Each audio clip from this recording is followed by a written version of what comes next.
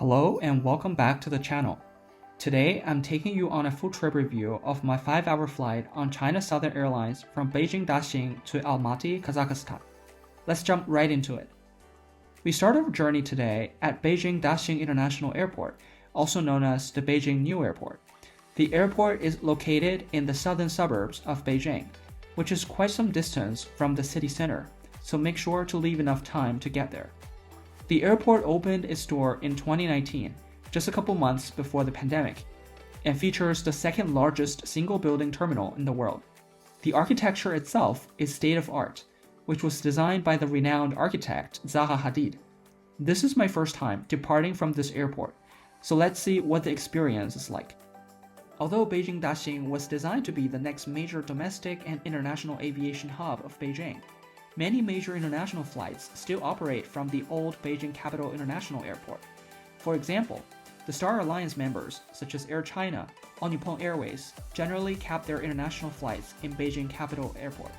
The SkyTeam Alliance, including China Eastern, Xiamen Airlines, and former member China Southern, deploys a large number of their international flights at Daxing Airport. Some airlines also operate international flights in both airports, such as Singapore Airlines. Today we are flying with China Southern Airlines, which is a Guangzhou-based airline with the largest fleet in the APAC region. The airline also uses Daxing Airport as one of its major international hubs. Online check-in was not an option for this flight, but fortunately seat selection was. But regardless, I have a luggage to check, so I'm heading to the check-in area now. The check-in area for China Southern at Daxing was a bit confusing because all the monitors listed Beijing to Doha, even though it was actually for all international departures. All China Southern flights check in from the same counters, so it took some time for me to check my luggage and get my boarding pass. But overall, the process was okay. 3 lines of passengers, not too bad. Before security, taking the escalator up 1 floor, the airport actually surprised me with a small exhibition space, kind of like a mini museum about Chinese architecture and Beijing's central axis. Interestingly, the Daxing Airport, which is situated around 50 kilometers to the south of Beijing city center, is on the Chinese capital's traditional north-south central axis. In its course, it passes through a number of major landmarks, which includes Jingshan Hill, the Forbidden City, Tiananmen Square, Qianmen, and Tianqiao South Street. It's a really cool touch to include some content on this in the airport.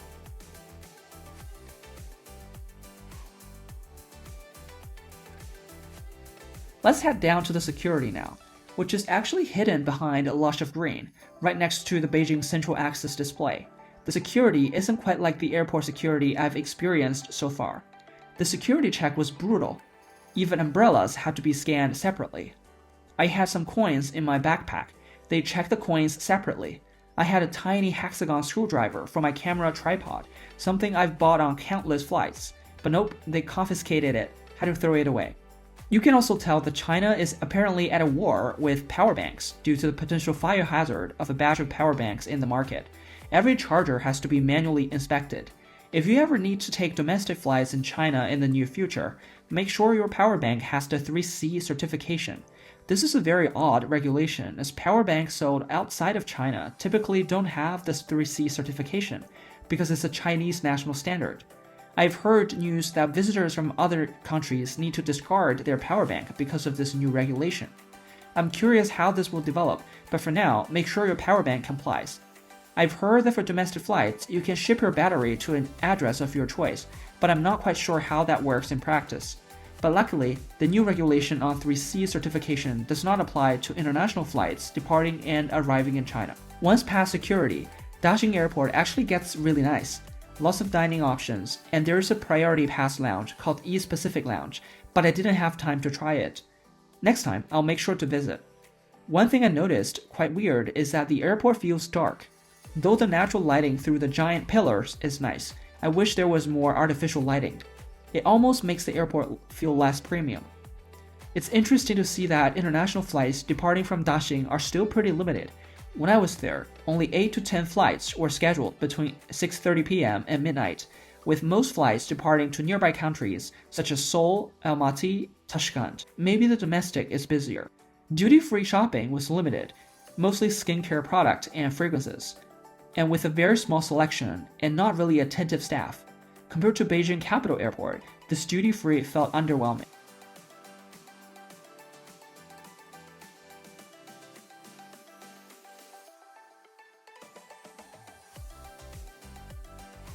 One thing I absolutely loved is that near my gate E96, there was a heart-shaped installation and an outdoor Chinese garden. I walked around for some fresh air. There's a small pond with some flowers inside and nearby. There are also some architectures in traditional Chinese style. It's a great place to relax and kill time. Definitely the highlight of the airport.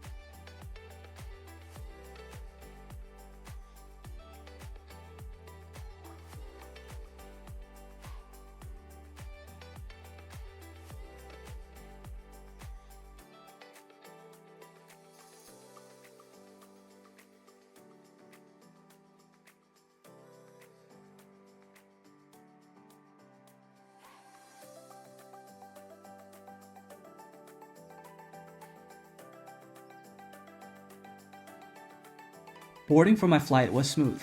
Started 50 minutes before departure and finished 15 minutes before. The plane for today is China Southern's 4-year-old A321neo with registration number Bravo 327 Hotel. There are 12 business class seats in 2-2 configuration and 188 economy seats in 3-3 configuration. I'm sitting in 57K today.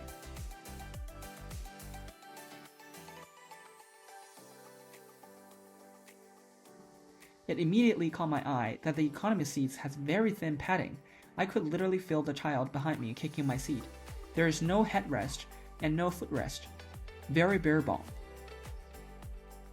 Quite shockingly, for a 5-6 hour international flight, there's no personal entertainment screen or blanket on the seat. Wi-Fi seems to be available, but didn't work. I connected to CS Air Wi-Fi, but there was no internet connection nor instructions on how to connect. Cabin wasn't thoroughly clean either. There was a half-full water bottle left from the previous passenger. Overall, the aircraft's hardware was underwhelming and fell short compared to major competitors. The crew was quite nice though. They all have good English, and the captain warned us in advance that there would be a lot of turbulence. And he was right. We were basically bouncing through a thunderstorm.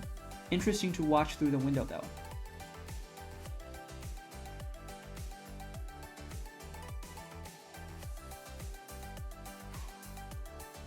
Pushback was 10 minutes early, but the seatbelt sign stayed on for almost an hour after takeoff. Passengers tried to stand up to use the lavatory, and crew had to stop them. Blankets were available by request after takeoff. Some were in plastic packaging and some weren't. The blanket I got didn't have any plastic packaging, so I'm not sure if they have been sanitized. This is really strange, considering Beijing Daxing is China Southern's major hub. About an hour in, meal service finally started. The meal box included baby carrots, a chocolate waffle, yogurt, a chestnut and bean paste Chinese dessert, a salad with duck, I think. Super refreshing. And for the main, there were 2 options available. The classic airplane meal on Chinese carriers, chicken rice or beef noodle. There's no menu and no explanation on what the side dishes are. I chose the chicken rice, which turned out to be kind of like a pilaf with almonds and raisins. It was actually pretty good and spicy, though the crew didn't mention that. And when I thought the portion was small, they brought out a chicken rice bowl, basically sticky rice, salty and no other flavor. Also, the packaging didn't list ingredients in English. The Chinese label said it contains shellfish, which could be a serious allergy issue. The toilets were the tiniest I've ever seen so far, but it's reasonably clean. Everything was small, including the sink, and there's barely room to sit, but at least there were seat covers. The whole flight was bumpy, but the crew kept service going and coming around with water.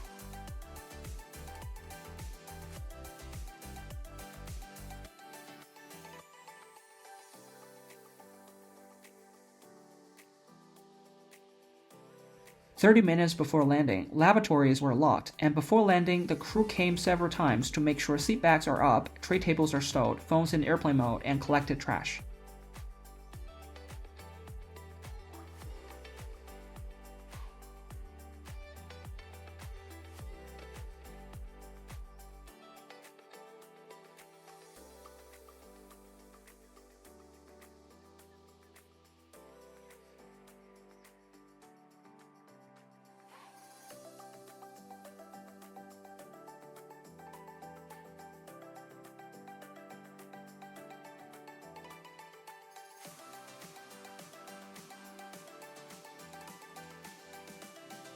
After landing, it took almost 20 minutes for the jet bridge to connect and passengers got impatient. Many stood up and started opening overhead bins while the plane was still moving. Crew had to keep calming people down. They really worked hard. By the time we parked, checked luggage was offloaded immediately, so that was sufficient. So that was my China Southern flight from Beijing Daxing to Almaty. A mix of very basic onboard product, no entertainment, shaky seats, and barely any amenities. But the crew? Absolutely excellent.